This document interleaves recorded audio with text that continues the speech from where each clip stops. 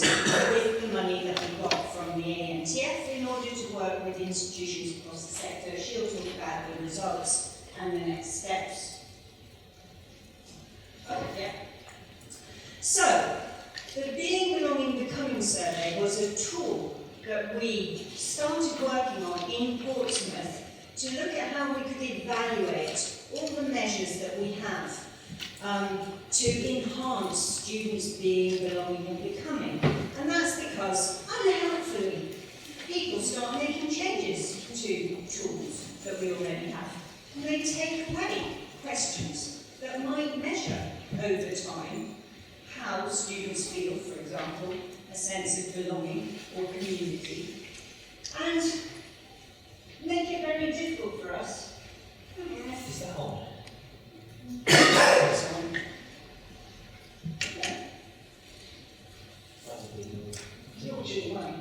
Your beamer. Next slide, please.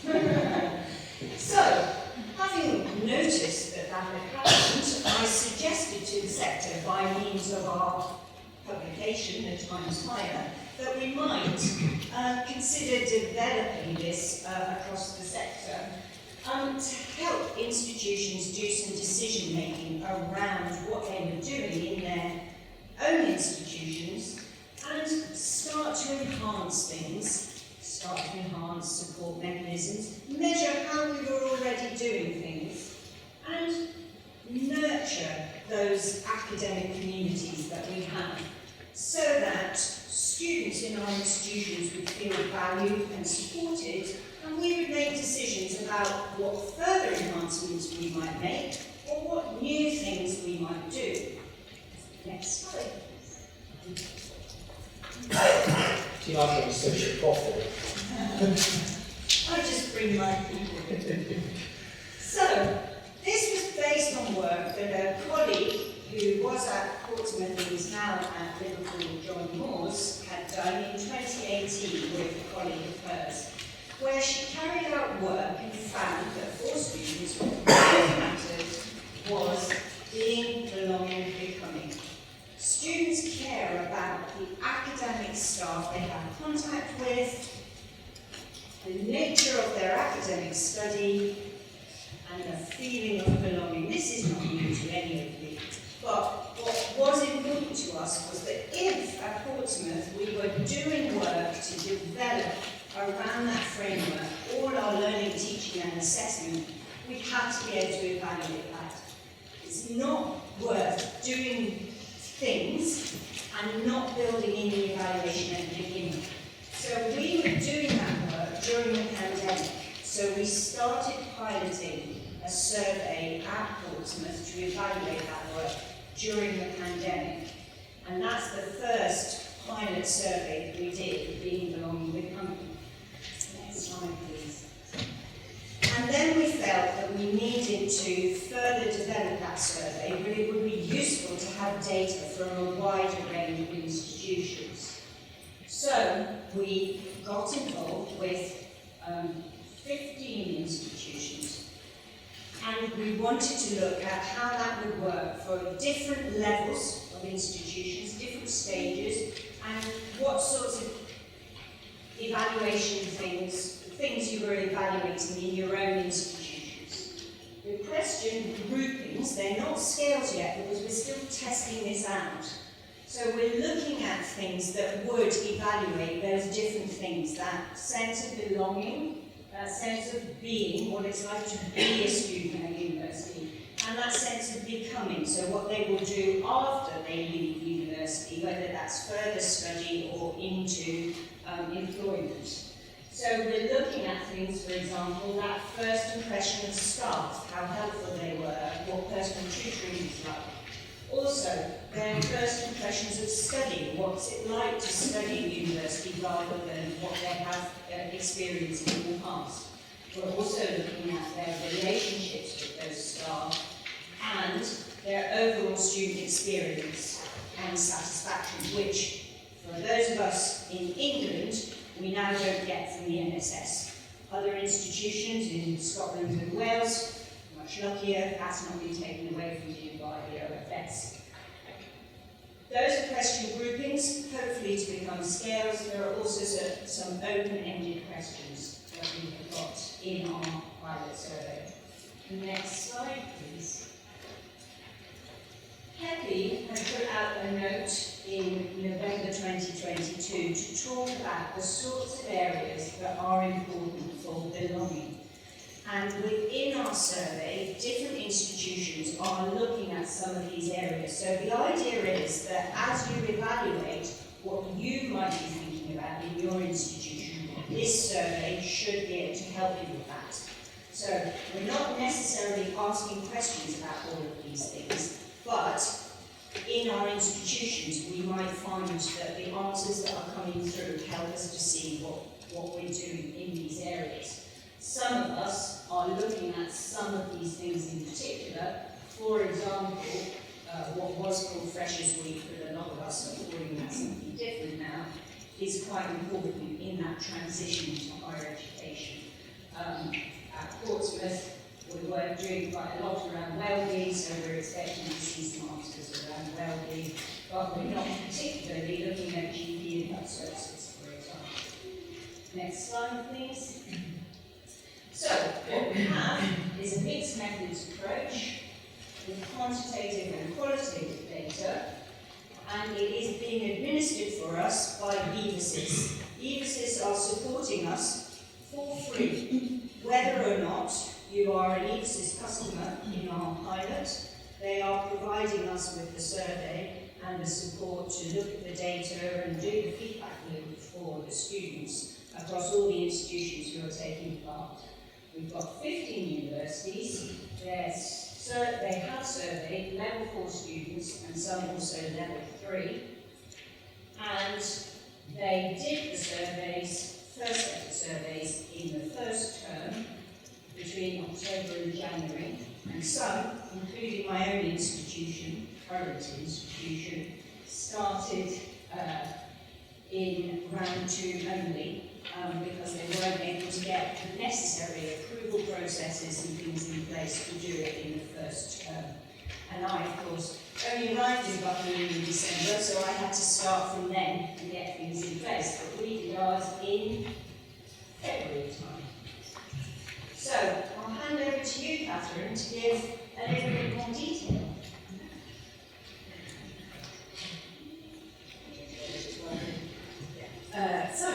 We'll go to the next slide. So we have had a real range in response rates. So 3 universities have received a response rate from the students of 20% or higher, which is fantastic. But some had a much lower response rate. So 5 universities achieved a response rate of less than 10%, with 1 less than 5%. So already this is kind of a key issue that we clearly need to address with student surveys. We know students have to complete a lot of surveys. So one of our kind of key outcomes from this is that we want to find out what these universities that have achieved a high response rate have done to get such great responses. So to start with, we've just picked up some data from University of Portsmouth. So there's lots and lots of data. There's a range of questions, but I picked out 4 different questions that I think are quite telling and will give us things that we as a university can perhaps address. So the first one, start to make expectations clear. So essentially the students, when they're doing the survey, they rate this from 1 to 5, strongly agree to strongly disagree. And you can see on this one that generally most students are sitting between a 1 and a 2. So clearly our staff are making expectations clear, but perhaps that is something that we can still work on. Of course, we want more of those 1s. The next one, I feel connected to other students. Now, this one really fits in with our kind of belonging theme. And this one, you can see students have really kind of picked out 3. So they're sitting more in the middle. So this one, I felt this is one that really we do need to address. Particularly since COVID, I think student relationships, things that are available to students, perhaps have dropped. They're not feeling like a student community, perhaps. And this came through in lots of their open responses, that actually they wanted to feel more like a community, but they didn't really know how. The next one is the personal academic tutor, helping to understand any difficulties. I thought this one was a really nice one. Clearly we've had lots of ones, so that's great. Our personal academic tutors are clearly doing a good job there. But still quite high in the threes. We had just over 17% choosing that 3. So clearly still some work to do there. And welcome events help me feel like I belong. So I chose this one because still most of the responses, we do have some ones, still quite a lot around 2 and 3. So clearly there is more to be done in terms of these welcome events and helping students actually feel like they fit in, that they belong, that they feel like part of the community. So, now I'm going to move on to what the universities want to use the data for. So, all the universities indicated that the survey had some success. There are 7 main sections that have been identified, and I'm going to talk about those results now. So, these are the 7 main sections. The universities have identified that we can perhaps improve upon for our students. So we've got student support and enrichment, academic community, wellbeing support, mental health, feedback and PDPs, transition support, and induction programs. And before I move on to what the universities are saying, I'd just like you to have a look at those 7 and think back to when you were a student. Did you feel like you belonged? Was there anything in there that perhaps impacted your ability to feel like part of this academic community? And then think about that now. Are you still facing those same issues perhaps? Because although this is aimed at students, of course, we can address some of these with our staff and perhaps help our staff and students feel like more of a community. So, the first one, student support and enrichment. So, the surveys have really pinpointed our successes in student support and areas of growth. We can also use this data to improve our services that are around, as you see from the data that I showed slightly earlier. That some support is doing well, the personal academic tutoring is doing well, there are other areas that perhaps we can improve. Hopefully we can create targeted interventions from this. And more tutoring, more counselling. I found that lots of the responses from students mentioned they wanted more support, particularly with this enrichment idea. So it wasn't necessarily they wanted mental health support, but they wanted enrichment. They wanted things like creative classes, and they wanted to feel like part of this community. And finally, to enhance the enrichment programs that we have. So lots of the data tells us which programs are working well, which ones are not working well. So the idea behind this survey is really to help build our enrichment programs that are in place already. So, in terms of the academic community, lots of comments from this one.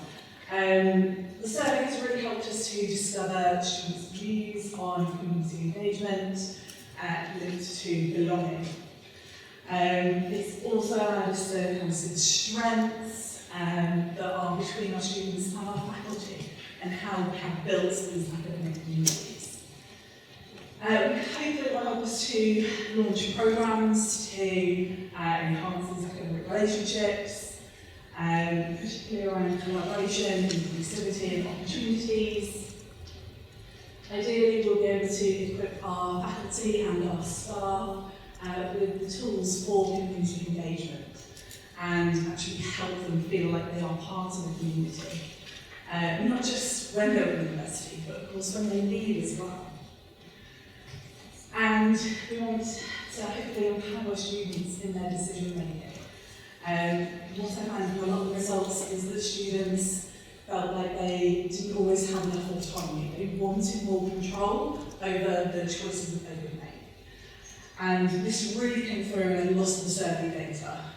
So ideally we'll be able to hopefully develop programs that will help give students that feeling of control, autonomy, and actually that they have a choice over the community that they want to be part of. So, just some quotes here from the universities that kind of state what they want to use the data for. So they want to create more opportunities for social activity. I think that's a really nice idea. This really came out from the data, that social engagement was perhaps low and more peer-to-peer activities were needed. Running a student focus group to get a picture from students and what they would like to be engaged in, and the survey data kind of gives relevant questions that we can use to run these focus groups, so they have a clear structure based on the data that we have. And focus groups to share the data, share these insights. So we want to share this data with the students. We want them to see that actually they've contributed, they've been involved in change in the university, and that they can make a difference. And hopefully this process will help them feel like more of a community and more like they belong. In terms of mental health, the surveys revealed lots of different student stresses, things like technology, caring, family, and we really wanted to analyse these stresses to craft mental health strategies. Now this will be different for each university, of course. The mental health issues will vary between universities, but what has come out of the data is that actually mental health support is not enough currently. And that has come across from multiple institutions. Not just because of things that we're not doing, but perhaps things we are doing aren't reaching students well enough.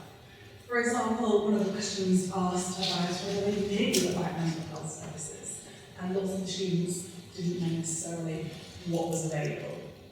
So clearly, we need to promote the services that we already have. We want to increase things like workshops, peer networks, foster mental health awareness, and really reduce stigma. And ideally launch early interventions to assist at-risk students. So here are just some quotes from this one. So the survey helps us to see where additional support is needed, and it's kind of useful to gain more insight into mental health and well-being and how this relates to being in an academic community and the advantages of being within this community. Another one here is listen to a broader mix of data to inform us about student body and their needs to enable us to offer different things, so not just around mental health. So the next one is feedback and PDPs. So the results from this, we wanted to assess the feedback and personal development planning. Is actually working? Is it aiding our student growth? Is it helping them to feel like they are becoming more? We wanted to use the surveys to understand whether it's effective, have a look at our feedback policies, train staff to provide better feedback. At Portsmouth, like you saw, we found that actually our PDPs are working quite well. Our personal academic tutors are doing this pretty well, which is encouraging and useful to see. But there's always room for improvement. Some of the feedback from students indicated that They wanted more control over their personal development planning. They wanted more input, they wanted more sessions. Although they felt what we provided was good, they wanted more focused support. And the BBB survey has really allowed us to identify what's going well and what's not going well in this area. In terms of well-being, the surveys really guide universities in how we can support students' happiness, students' health, and hopefully customise our well-being services.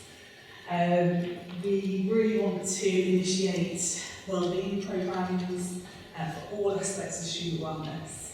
So some of the questions, for example, asked about technology and use of technology. And we actually found that technology impacted student well-being, and students felt that technology was sometimes good, but actually sometimes not so good. So we need to support our students perhaps in identifying the best ways to use technology. Lots of them were stressed about things like ChatGPT, whether they can use it ethically, and that was impacting their wellness, that was impacting their stress. And so clearly we need to have lots of sessions on things like using these ethically.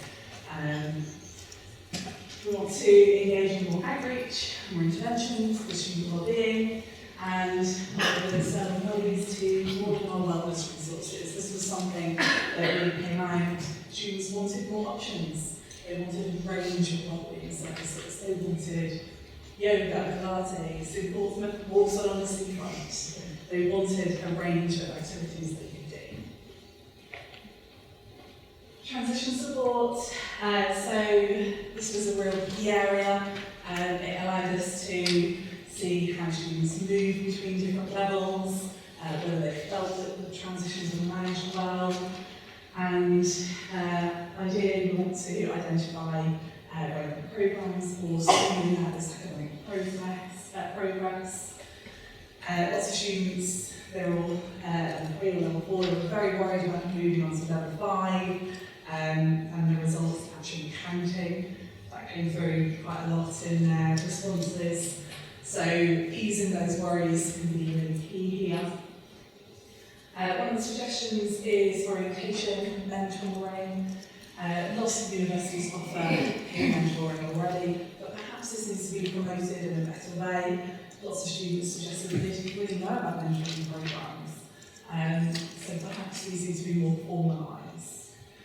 And ideally create an inclusive environment. So, induction programmes. I'm nearly there, don't worry. Students reveal that actually the academic transitions are a real key area in terms of their induction. Some of them really struggled with the induction, this change from college or school into university, and we really wanted to use these surveys to pinpoint these specific challenges. We really want to create more tailored support for these academic transitions and implement more orientation for navigating this very big transition in this kind of new environment. In terms of induction programmes, students felt that sometimes they were good and sometimes they were not so good. It's about their engagement, but also I think it's about offering them choice, offering them options to meet lots of their lecturers. Lots of them felt that actually they didn't know who their lecturers were going to be before they started their course, and that if they knew this, that would help bridge this gap. So just some quotes for the induction programmes in terms of using the data to improve colleagues, about how students have experienced these first years of university. And some universities have suggested that actually the findings will be used to inform new starters next year, which is fantastic. The data has also been used in terms of the preparation of PhD, so particularly for the foundation students, and also on course expectations, and a real key area in terms of course expectations and how we bridge that induction gap. So, next steps. We've got round 2 in progress, all starting soon. So some universities started, some will be starting soon. The survey has had more success in some institutions than others, as I mentioned earlier. So for us, our next steps is really key to figure out what these institutions have done well, and then try and share that information with other institutions so that we can improve students responding to surveys and get better results. So hopefully improve things for all students and help them become more of this community that we are aiming for. Thank you, Kathryn. And so the idea is that we will then develop a final survey, which will be available, open access, to any of you across the sector to use in your own institutions and with your own students. So that will be our gift to you so that you'll be able to use it. And I don't know how much time we have, Sam, but we're happy to take some questions at this time. Plenty of time. We have time for questions. So over to you. There's a question at the back. We have 2 microphones.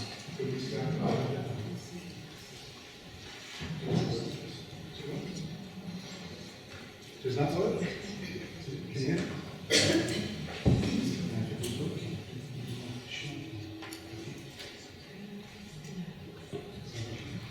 You want to share? You have to press and hold I can the try button. to shout what I'm aware. You have to press and hold the button. Thank you. We do it as a microphone. Thanks. Does that work?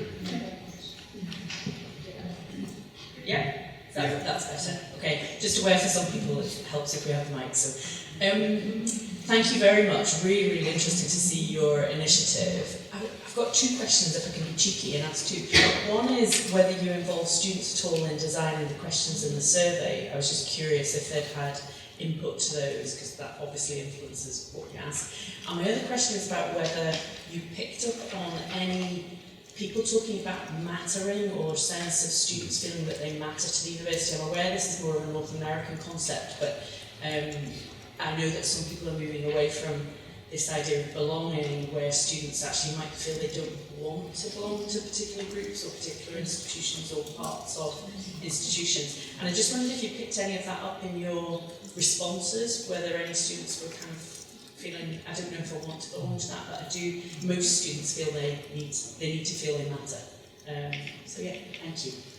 Thanks very much. So I'll take the first one, and then Kathryn can talk about it, because she's had the responses from each of the institutions to look at. So in terms of the first one, yes. So we have been through several iterations of the survey, and we've involved students in some of the iterations of the survey. But before this version of the survey, we did some testing of the survey with students to slightly change the wording, test how it worked, and so on. And I did that with a partner, Sheffield Talent. I was working with quite closely on this. As it turned out, then they weren't able to take part in the project this time, so they haven't been able to test the full thing. But we did that testing and using surveys with Sheffield Talent and with Portsmouth before we launched this version of the survey. And Kathryn, do you want to talk about mattering? So I have read through lots and lots of data, and the words that really come up in that sense are feeling cared about and feeling labelled. So I noticed that quite a few students felt that they wanted to feel that the university cared about them. They wanted to feel part of the community, or they currently felt as if the university didn't care. On the other side, in terms of labels, there were lots of mentions of feeling like they either wanted a label or they didn't want a label. So I suppose those are the kind of two terms that matched and mattering, because like I said, I think that is more of an Americanism. And this kind of really helps us identify whether we want to provide students with these labels or not. And ideally, what we want to do is provide them a choice. We want them to feel that their views are cared about, and that actually they can either choose to join groups, be part of the community, or not. But regardless, they're still part of the community. They belong to the university, and even if they choose to not be part of any groups or anything, they still belong to us. They're still part of this community, and we will always be there to support them if we want to return. Thank you.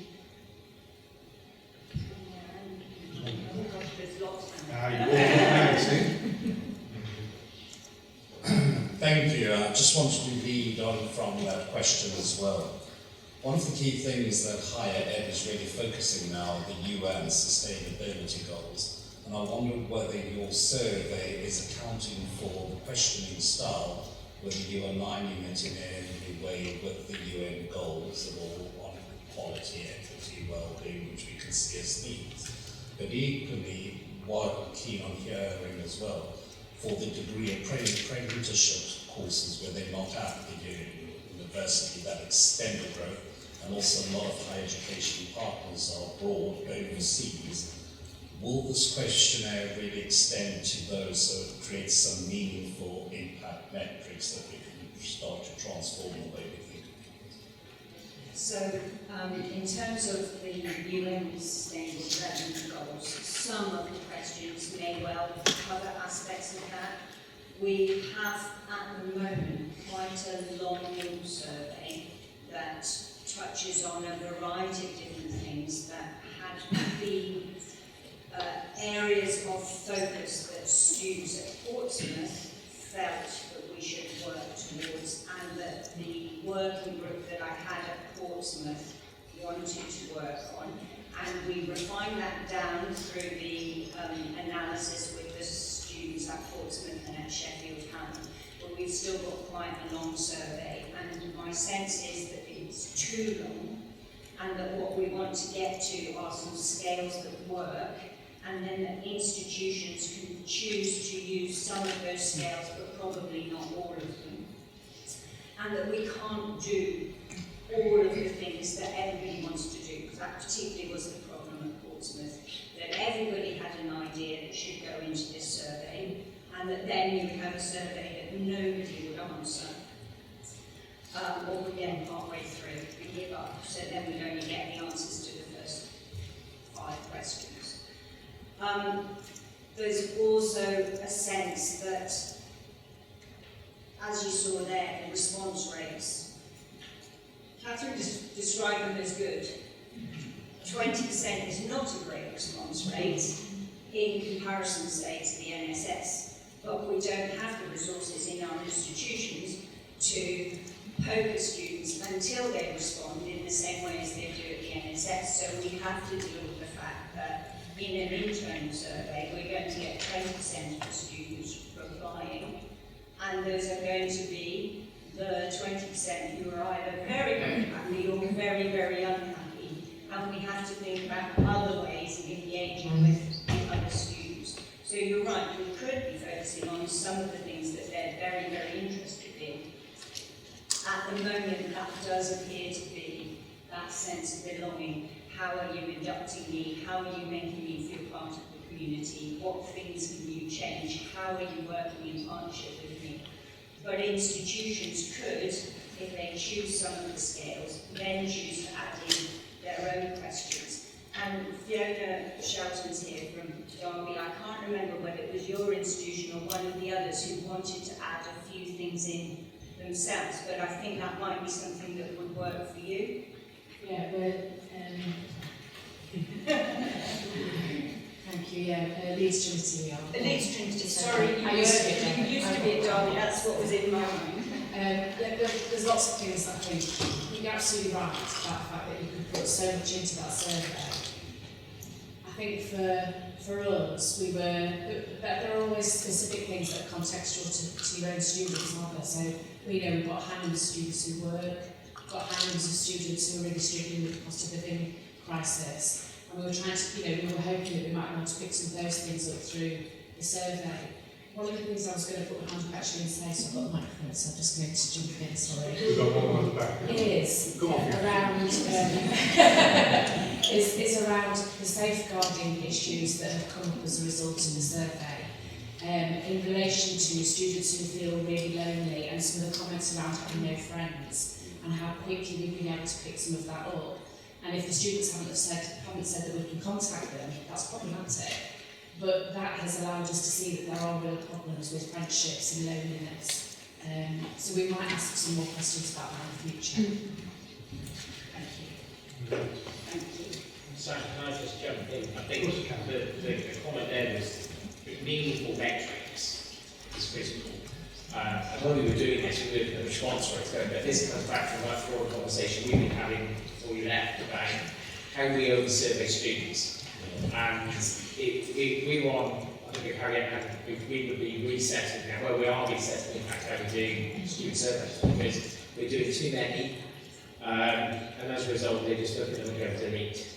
And so it's time for a bit of a clean sheet of paper and it's about, I think what we're ending up with is a bit of a toolkit in terms of really useful, but one of the things Harriet and I were discussing with universities is the nature of pulse surveys, and I know some universities are moving to that getting rid of the end point, end of course module evaluations, but moving to pulse surveys. And some of the questions here lend themselves very nicely to that.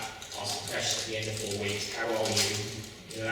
How do you settle in? And you're just time them so that those can be released on mobile phones, so they're much more accessible. And then looking at how we collect that more, long surveys I think are dated because students don't respond. But it is challenging because we've got loads. So this is a barometer very much about the direction of travel in terms of what we need to do, but the sector needs to look at how we collect the voice. Because we're putting a lot for effort, you put the effort in, but also the other thing is this is level 4, and there's still level 5 and level 6. And that course would work well across 3 levels, so you can continue that transition story all the way through. That's really something really fundamentally wrong backwards about waiting till the end of the year to speak to students about being and belonging. It's a conversational thing. So one more question. And oh no, it's not. You'll wait till we weren't sure whether we wanted to ask the question over here, but we do now. So I'm also almost going to apologise for going back to sample. Right, it's like in my head. But when you talk about level 4 students, right? So all level 4 students, like, have been part of this survey. Is that irrespective of programme? So, for instance, like professional programmes, were they surveyed as well? So what happened was each institution could decide who they wanted to survey because it depended what would work for them. So at Portsmouth, before I left, I agreed that it would be any new undergraduate student at level 4. But I had said to the other institutions they could decide, so they might do all of the faculty, and it could have been all the different levels. Or it could be particular programs. So at my current institution, Buckingham, we've done all the new medical students because the medical course starts in January, so I was able to get all of them as a cohort. And so to go back to your question, I didn't answer that bit. It could be degree apprentices, or it could be somebody who's very interested in the foundation students and what their experience was. So each institution, because it was important for me that everybody got something out of this project, they were able to choose what they wanted to look at, and the survey is suitable for any of the levels. It's just that a lot of people have been doing a lot of work on that sort of transition into university, so it seems like everybody chose level 3 or level 4.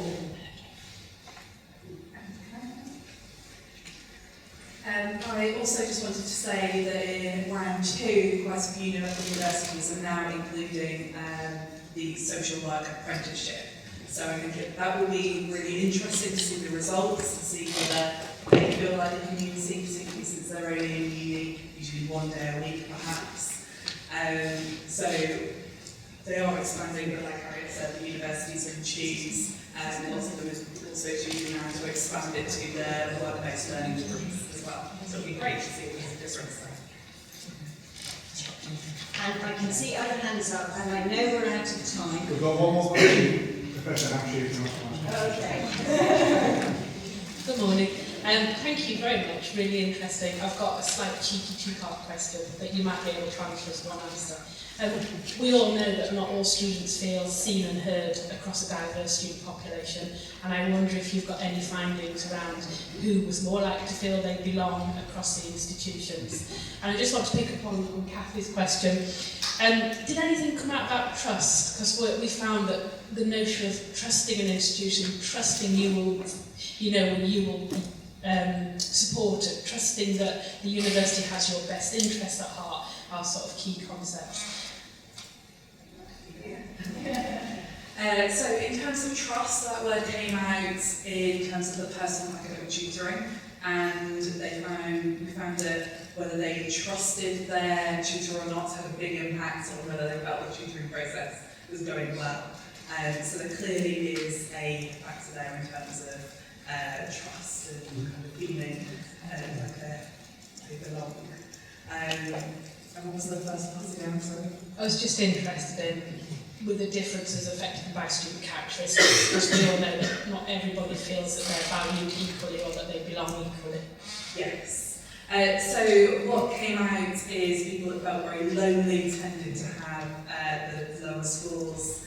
People that felt like they belonged tended to have the kind of higher scores, and the groups that felt more lonely, just from the results that I've seen, tended to be working parents or carers. So that's clearly an area that we need to focus on. And so what we did was each institution has access to its own data and is able to see all of those different characteristics for themselves so that they can work on that. And then we, working with EVSIS, have got a bit more of an overarching point of view. So what I was going to say is we're nearly out of time, but there were still some hands up. We are here, I'm here until tomorrow lunchtime, so if you've got a burning question and you want to ask it, then do catch me around the coffee, lunch, whatever. Kathryn, are you here the whole time? I am. Kathryn's here the whole time, and she'll be able to answer the more specific questions about the findings, and Andy, of course, is here the whole time because he's got to talk to you all about cake nets and cakes and that sort of things. Thank you very much.